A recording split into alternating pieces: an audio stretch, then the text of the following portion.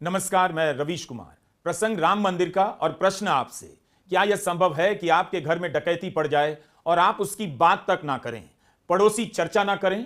अगर मोहल्ले से कहा जाए कि कोई भी डकैती की बात ना करे, मोहल्ले की बदनामी होगी, पुलिस की जांच तक सबको चुप रहना चाहिए।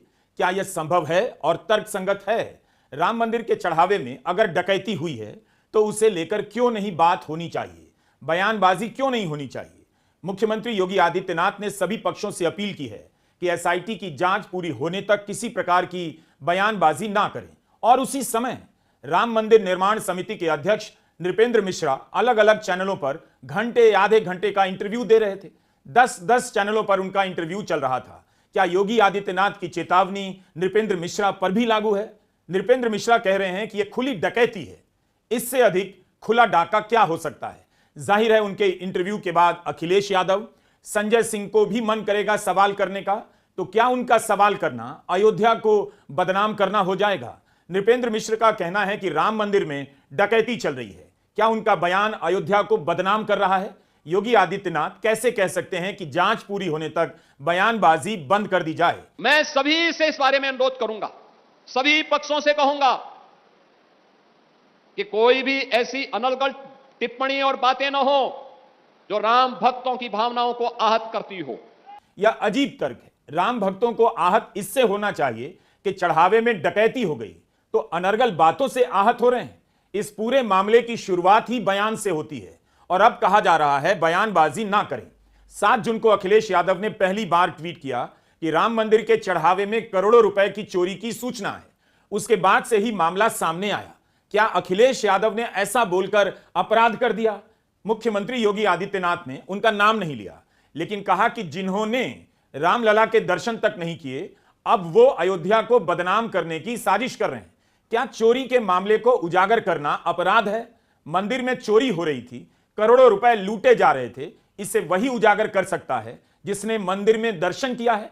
यह कैसा तर्क है और कैसी शर्त है? हम लोगों ने ट्रस्ट के अनुरोध पर एसआईटी जांच बिठाई है और मैं उन्हें इस बात के लिए कह सकता हूं कि एसआईटी जांच दूध का दूध और पानी का पानी करके रहेगी, उसमें कोई संदेह नहीं। लेकिन हम अयोध्या को बदनाम करने वाले, राम जन्मभूमि मंदिर को अपमानित करने वाले लोगों के बहकावे में कतई ना आए। ये लोग कभी नहीं चाहेंगे कि अयोध्या का नाम हो, ये कभी नहीं चाहेंगे कि अयोध्या सम्मान पाए। यह साजिश कैसे है? क्या अयोध्या की इस बात से बदनामी नहीं होती कि राम मंदिर में करोड़ों का डाका पड़ा है और किसी को पता नहीं चला? अयोध्या की बदनामी इससे कैसे हो गई कि किसी ने बता दिया कि करोड़ों रुपए की डकैती हो रही है? खुली डकैती की बात तो खुद नृपेंद्र मिश्रा कर रहे हैं। यह सब अखबारों की छपी हुई खबरें हैं, उनकी कतरने हैं। चोरी डकैती की इन खबरों के लिए मुख्यमंत्री को इन पत्रकारों का शुक्रिया अदा करना चाहिए।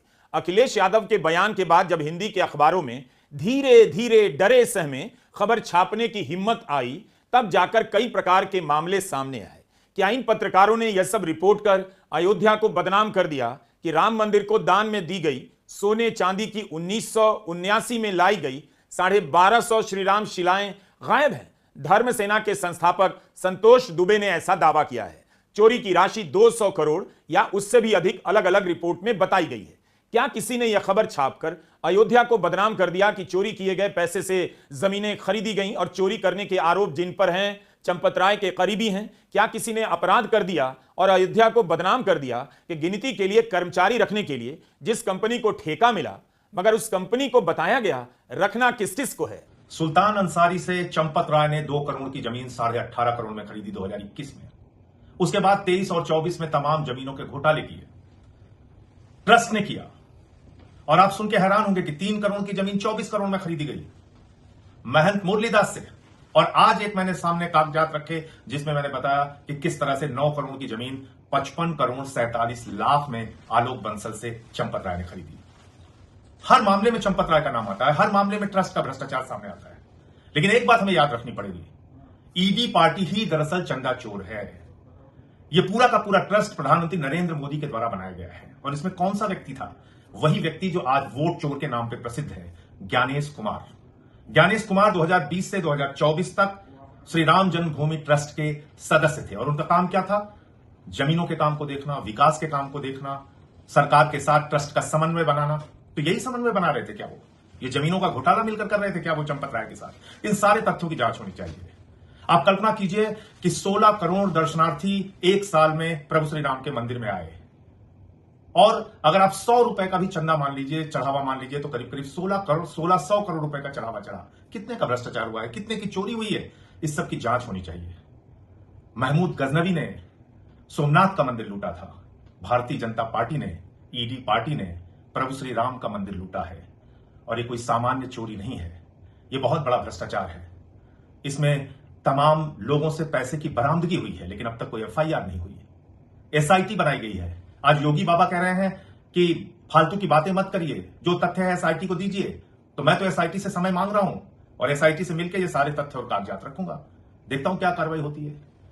एसआईटी मतलब है झुनझुना। ये सारे चोरों को बचाने का काम ईडी पार्टी के मुखिया नरेंद्र मोदी, जिनके नेतृत्व में ट्रस्ट बना है, वो लोग कर रहे हैं। मुख्यमंत्री योगी आदित्यनाथ अगर कहें कि जो लोग राम मंदिर के चढ़ावे की डकैती में शामिल हैं उन्हें छोड़ा नहीं जाएगा, तो बात समझ में आती है।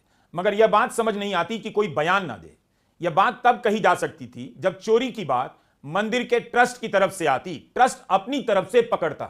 बल्कि मुख्यमंत्री को पूछना चाहिए कि सुरक्षा के हिसाब से राम मंदिर अति संवेदनशील क्षेत्र है, यहां अलग अलग प्रकार की एजेंसियां खुफिया जानकारी के लिए तैनात रहती होंगी। इनमें से किसी को भनक नहीं लगी कि इतने बड़े पैमाने पर डकैती चल रही है। वहां कई महीनों से यह काम चल रहा है, तमाम तरह की सुरक्षा एजेंसियों की भी नाकामी है। लेकिन मुख्यमंत्री योगी आदित्यनाथ चेतावनी दे रहे हैं कि जांच पूरी होने तक कोई बयानबाजी ना करे। वे किस जांच की बात कर रहे हैं? मंदिर ट्रस्ट के सदस्य नृपेंद्र मिश्रा ने भारत समाचार से कहा है, अभी तक रेगुलर इंक्वायरी शुरू नहीं हुई है। रेगुलर इंक्वायरी क्या होती है? अभी तक तो एफआईआर नहीं हुई। तीन लोगों ने शिकायत दी है, मगर एफआईआर नहीं हुई। एसआईटी ने अपनी तरफ से अभी तक एफआईआर क्यों नहीं कराई? मामले में अभी तक केस दर्ज नहीं हुआ है। पूर्व पुलिस अधिकारियों से लेकर कानून के जानकार भी इस बात से हैरान हैं। वहीं बिना एफआईआर के संदिग्धों को इतने दिनों तक बैठाए रखना भी कानून के दायरे से बाहर की बात है, इन सबकी राय है। नृपेंद्र मिश्रा ने अलग अलग इंटरव्यू में जो कहा है उसका एक ही मतलब है कि राम मंदिर के चढ़ावे को लेकर भयंकर कांड हुआ है। अलग अलग इंटरव्यू में उन्होंने कहा है कि डोनेशन रूम का पुराना सीसीटीवी डेटा गायब हो चुका है, सिर्फ पिछले 45 दिनों का फुटेज उपलब्ध है। एक्सपर्ट ने उपलब्ध फुटेज की जांच की है। पुराना फुटेज ना होने से जांच में मुश्किल हो रही है। सीसीटीवी में कुछ लोग रुपए अलग से रखते दिखाई दिए हैं। फिलहाल इंक्वायरी चल रही है, अभी रेगुलर इन्वेस्टिगेशन शुरू नहीं हुआ है। यह तो अखिलेश यादव ने नहीं कहा था, नृपेंद्र मिश्रा कह रहे हैं। तब फिर अखिलेश यादव या संजय सिंह या कांग्रेस चोरी डकैती का सवाल उठाकर अयोध्या को बदनाम कैसे कर रही है? कि सीसीटीवी से सीसी का राज खुल जाएगा। सीसी का मतलब तो जानते होंगे आप, चढ़ावा चोरी, चंदा चोरी। नृपेंद्र मिश्रा तो पीएमओ के दूत माने जाते हैं, यही मीडिया लिखता है। प्रधानमंत्री मोदी के करीबी बताए जाते हैं। इनके बेटे साकेत मिश्रा को बीजेपी ने 2024 में श्रावस्ती लोकसभा चुनाव के लिए टिकट दिया।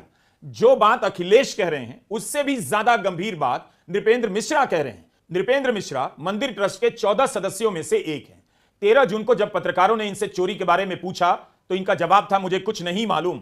दान पात्र की धनराशि में गबन का मामला श्रीराम जन्मभूमि तीर्थ क्षेत्र ट्रस्ट का आंतरिक विषय है, जिसे ट्रस्ट पदाधिकारी देख रहे हैं। मैं निर्माण कार्यों से जुड़ा हूं। तो अब नृपेंद्र मिश्रा 10-10 चैनलों को इंटरव्यू क्यों दे रहे हैं? क्या मुख्यमंत्री योगी आदित्यनाथ के बयान के बाद इनका इंटरव्यू देना बंद हो जाएगा? नृपेंद्र मिश्रा भी अयोध्या को तो बदनाम नहीं कर रहे। नृपेंद्र मिश्रा ने जितना कहा वह तो अखबारों की रिपोर्ट से भी ज्यादा है। उन्होंने भारत समाचार से कहा है कि मुझे ऐसा लगता है कि डोनेशन के रुपए की निगरानी में दिए गए निर्देशों का अनुपालन 10% से अधिक नहीं हुआ। काउंटिंग सिस्टम फेल था, निर्देशों का 10% से ज्यादा पालन नहीं हुआ। क्या यह मामूली बात है? नृपेंद्र मिश्रा को ही इसकी जिम्मेदारी लेनी चाहिए। जब करोड़ों श्रद्धालुओं के दान की गिनती हो रही थी तब निगरानी व्यवस्था इतनी कमजोर कैसे रही? दिशा निर्देशों का पालन किसकी जिम्मेदारी थी? और अगर नियमों का पालन 90% नहीं हुआ तो गड़बड़ी कितने बड़े स्तर पर हुई होगी? इसकी जिम्मेदारी तो इन्हीं लोगों की है, नृपेंद्र मिश्रा की, चंपत राय की। सैकड़ों करोड़ रुपए के चढ़ावे, सोने चांदी के दान की गिनती की व्यवस्था में 90% पालन नहीं हो रहा। और नृपेंद्र मिश्रा कहते हैं चंपत राय जी एक बहुत संस्कारी व्यक्ति हैं। एक अहम संगठन में उनका जीवन व्यतीत हुआ है। उन्होंने जीवन का हर क्षण संगठन और राष्ट्र को दिया है। दूसरे इंटरव्यू में कहते हैं चंपत राय श्री राम जन्मभूमि ट्रस्ट के कर्ता धर्ता हैं, उनकी निष्ठा पर सवाल नहीं उठाऊंगा, वह पिछले 35 सालों से मंदिर आंदोलन से जुड़े हुए हैं। आपको क्या यह बात समझ आती है? चंपत राय ट्रस्ट के कर्ता धर्ता हैं, चढ़ावे की गिनती में 90% निर्देशों का पालन नहीं होता, मगर उनकी निष्ठा पर सवाल भी नहीं उठा रहे। कायदे से नृपेंद्र मिश्रा को कहना चाहिए कि अपनी जवाबदेही नहीं निभाने के कारण नैतिकता के आधार पर राम की मर्यादा के अनुसार चंपत राय को इस्तीफा दे देना चाहिए। अगर नृपेंद्र मिश्रा यह कह रहे हैं कि मैनेजमेंट का पूरा ढांचा बदलना चाहिए, अनुभवी लोगों के हाथ में सौंप देना चाहिए, तिरुपति के मॉडल पर ढांचा तैयार किया जाए, तो एक तरह से यही कह रहे हैं कि चंपत राय की जो जिम्मेदारी रही है उसमें फेल रहे हैं और इस मैनेजमेंट के लिए अनुभवी नहीं। तो क्या उन्हें इस्तीफे की मांग नहीं करनी चाहिए? चंपत राय को भी खुद से इस्तीफा दे देना चाहिए था। आप जिस संगठन के कर्ता धर्ता हो, जो आपकी जवाबदेही हो और 90% निर्देशों का पालन ना करा पा रहे हो, खुली डकैती चल रही हो, तो क्या इसका जवाब यह होगा कि चंपत राय जिस संगठन से जुड़े हैं उसके संस्कार पवित्र हैं, उन पर कोई सवाल नहीं उठा सकता, तो फिर जांच क्यों हो रही है? जो चंपत राय कह दें, मान लीजिए कानूनी रूप से अगर अपराध हुआ है तो क्या चंपत राय को इस वजह से छूट मिलेगी कि संगठन के संस्कार पवित्र हैं? मुख्यमंत्री योगी आदित्यनाथ को बताना चाहिए कि नृपेंद्र मिश्रा ने अपने कई इंटरव्यू में जो कुछ भी किया कहा है, उन सबका अब क्या किया जाए?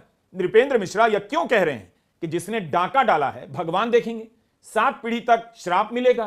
क्या राम मंदिर में डकैती के मामले को इस तरह से देखा जाएगा? इसी से संदेह होता है कि डकैती की रकम, उसकी घटना को किसी तरह कम करने का प्रयास हो रहा है। नीट परीक्षा में पेपर लीक हुआ, धर्मेंद्र प्रधान पर कोई जवाबदेही तय नहीं हुई। राम मंदिर के चढ़ावे में डाका पड़ गया, एसआईटी जांच कर रही है और चंपत राय की कोई जवाबदेही नहीं।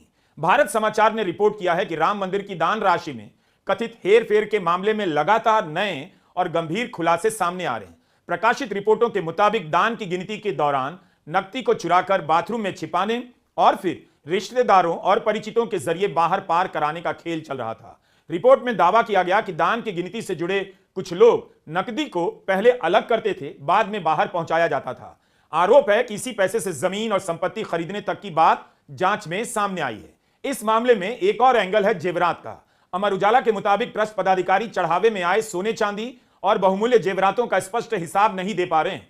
रिपोर्ट कहती है कि आशंका बढ़ती जा रही है कि करोड़ों की नकदी तो पार हो गई, साथ ही सोने चांदी हीरे के दान किए गए कीमती जेवरातों में भी हेरफेर हो सकती है। एसआईटी ने अनिल मिश्रा, गोपाल राव, टिन्नू यादव से लंबी पूछताछ की है। चंपत राय से भी सवाल पूछे जाने की बात इस रिपोर्ट में सामने आई है। मीडिया रिपोर्ट उठाकर आप देखिए क्या क्या खबरें अब बाहर आ रही हैं। भारत समाचार ने यहां तक लिखा है कि जांच में रामलला को उपहार में मिले बहुमूल्य हार और चरण पादुका का मामला भी पहेली बना हुआ है। एसआईटी यह पता लगाने की कोशिश कर रही है कि रामलला को भेंट किया गया बहुमूल्य हार और चरण पादुका आखिर कहां गए और उनका पूरा रिकॉर्ड किसके पास है। इस तरह की खबरें मीडिया में छपी हैं। क्या इन बातों से अयोध्या की बदनामी होती है, या इन बातों से होती है कि जिन पर नजर रखने की जिम्मेदारी थी उन्हीं पर आरोप लग रहे हैं? लापरवाही से लेकर तरह तरह के मंदिर के चढ़ावे की चोरी हो रही है। अखबारों ने फिर भी कोशिश की खबरों को बाहर लाने की, लेकिन यह मामला अब इसलिए भी याद किया जाएगा कि कैसे इतनी बड़ी घटना को गोदी मीडिया ने लीपापोती कर नॉर्मल बना दिया। नमस्कार, मैं रवीश कुमार।